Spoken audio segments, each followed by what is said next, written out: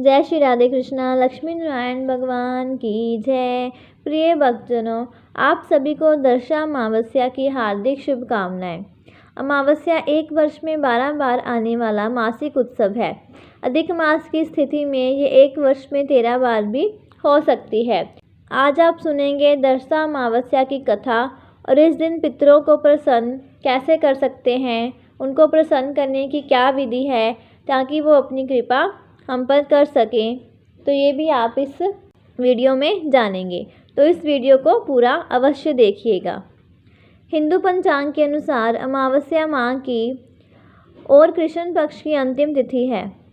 इस दिन का भारतीय जनजीवन में अत्यधिक महत्व है। दर्शा अमावस्या के दिन चंद्रमा पूर्ण रूप से रात को दिखाई नहीं देता, अतः तिथिवार अमावस्या तथा दर्शा अमावस्या अलग अलग दिन हो सकती है। अमावस्या के दिन ग्रहों की अतिरिक्त ऊर्जा विकिरण द्वारा मनुष्य तक पहुंचती है। मानव पर अमावस्या का सबसे आम प्रभाव मानसिक बीमारी, क्रोध अथवा चिड़चिड़ापन आना है। मार्गशीर्ष अमावस्या के दिन मान्यता अनुसार पिंडदान और तर्पण करने से पूर्वजों की आत्मा को मोक्ष और शांति मिलती है। यह साल का आखिरी मौका होता है जब पूर्वजों की मोक्ष प्राप्ति के लिए कुछ किया जाता है। कई बार हम देखते हैं कि जीवन में कई ऐसी समस्याएं आने लगती हैं जिनका कोई कारण समझ नहीं आता। शास्त्रों के अनुसार ये समस्याएं कई बार पितरों के नाराज होने के कारण आती हैं, इसलिए इस अमावस्या के दिन पितरों का पूजन जरूर करना चाहिए। हिंदू धर्म में दर्शा अमावस्या का विशेष महत्व है। इस दिन पितरों का तर्पण करने के साथ देवी देवताओं की पूजा की जाती है। वहीं इस दिन पितरों की आत्मा को शांति के लिए विशेष पूजा की जाती है। मान्यता है कि ऐसा करने से व्यक्ति को पुण्य फलों की प्राप्ति होती है। इसके अलावा मार्गशीर्ष माह की दर्शा अमावस्या तिथि पर चंद्रमा की पूजा अर्चना करने से व्यक्ति को मन चाहे फलों की प्राप्ति होती है। आइए जानते हैं दर्शा अमावस्या तिथि का शुभ समय। पंचांग के अनुसार जिक्र पंचांग के अनुसार मार्गशीर्ष महीने की दर्शा अमावस्या तिथि 30 नवंबर को सुबह 10:29 से शुरू होगी और 1 दिसंबर को सुबह 11:50 पर समाप्त होगी। ऐसे में उदया तिथि के हिसाब से दर्शा अमावस्या 30 नवंबर दिन शनिवार को ही मनाई जाएगी।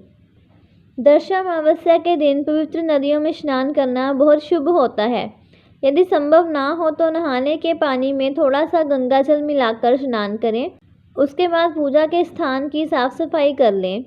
इसके बाद श्रद्धापूर्वक जल, तिल, कुश, आंवला और अन्य सामग्री लेकर पितरों का स्मरण करें। घर में पूजा स्थल पर दीपक जलाकर ओम नमः शिवाय, ओम त्र्यंबकम जजामहे मंत्र का जाप करें। इस शुभ अवसर पर पितृसूतक का पाठ करने से शुभ फल की प्राप्ति होती है। घर में दीपक और धूप जलाकर पूजा करें। दीपक को घर के मुख्य स्थान, मंदिर और दरवाज़ों पर रखें। इसके अलावा पितरों की तृप्ति के लिए खीर, पूरी और मिठाई बनाकर दक्षिण दिशा में रखकर दीप जलाने से पितृ संतुष्ट होकर आशीर्वाद देते हैं। इस दिन गरीबों, ब्राह्मणों या साधुओं को दान देना लाभकारी होता है। इससे पुण्य फल की प्राप्ति होती है और पितरों का आशीर्वाद मिलता है। साथ ही पितरों का तर्पण करें।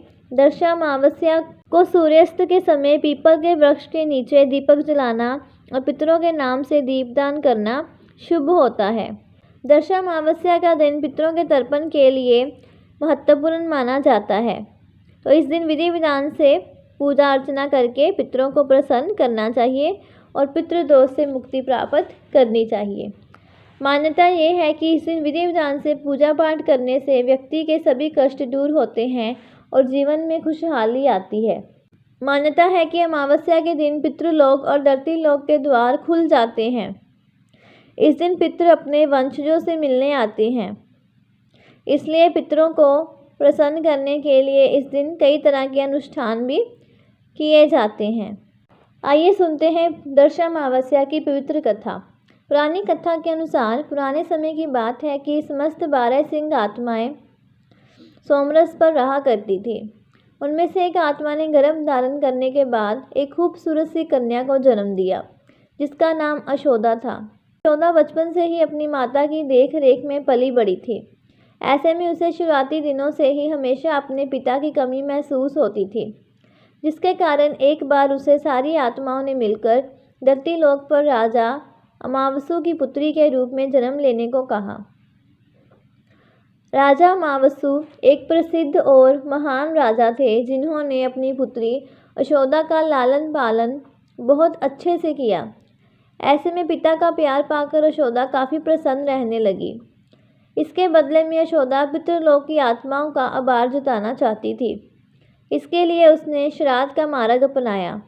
इस कार्य को करने के लिए उसने सबसे अंधेरी रात को चुना, जिस दिन चंद्रमा आकाश में मौजूद नहीं होता। उस दिन वह पितृ आत्माओं का विधि विधान से पूजन करने लगी। पितृभक्ति के कारण यशोदा को वो तमाम सुख मिले जो उसे स्वर्ग में भी प्राप्त नहीं हो रहे थे।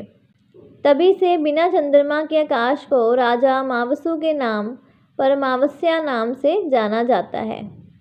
मान्यता है कि इस दिन पितृ अपने लोक से धरती पर वापस आते हैं और अपने प्रियजनों को आशीर्वाद देते हैं।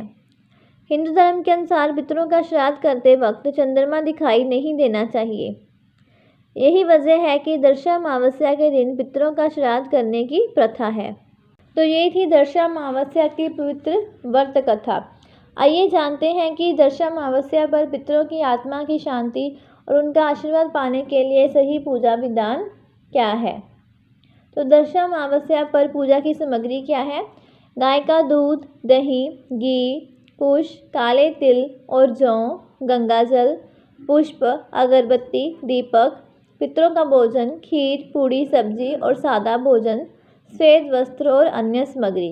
तो ये सभी सामग्री आपको इकट्ठा कर लेनी है। सुबह जल्दी उठकर स्नान करें। इस दिन गंगाजल से स्नान करने से पवित्रता प्राप्त होती है। इस दिन पितरों का स्मरण करते हुए उनकी आत्मा की शांति के लिए प्रार्थना करें। पीपल के पेड़ को पितरों का वास माना जाता है। इस पर जल चढ़ाएं, दीपक जलाएं और धूप दें। एक पात्र में जल लेकर उसमें काले तिल, कुश, गंगाजल और कुछ बूंदें दूध मिलाएं। दक्षिण दिशा की ओर मुख करके पितरों के नाम लेकर अर्पण करें। इस दिन श्राद्ध कर्म करना पितरों को तृप्त करने का सबसे उत्तम उपाय माना जाता है।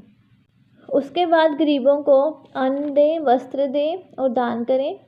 अमावस्या के दिन शाम को घी का दीपक जलाकर नदी या तालाब में प्रवाहित अवश्य करें। तो इस दिन चंद्रमा की पूजा का काफ़ी महत्व है। हालांकि चंद्र दर्शन पूर्ण रूप से नहीं हो पाते। कुंडली में चंद्रमा की स्थिति कमज़ोर हो तो चंद्रदेव की पूजा अवश्य करनी चाहिए। इस दिन महालक्ष्मी और विष्णु भगवान की पूजा से दाम्पत्य जीवन की समस्याएं दूर होती हैं।